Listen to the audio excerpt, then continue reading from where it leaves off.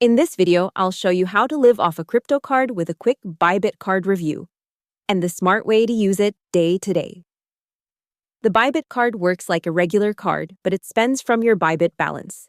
When you pay for groceries, subscriptions, or online shopping, your crypto is converted to local currency at the time of purchase. That makes it convenient, but you still need a plan. To start, open the Bybit app, complete KYC, then go to the card section to apply. Then in many regions, you'll get a virtual card first, and you may also be able to request a physical card for in-store use and ATMs. Add the virtual card to Apple Pay or Google Pay if it's supported in your area. 2. Live off it. Keep most spending money in stablecoins like USDT or USDC, top up in smaller amounts, and always watch fees, FX rates, and limits.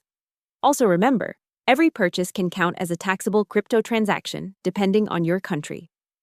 Hope the tutorial was helpful. Subscribe to my channel and see you in the next video.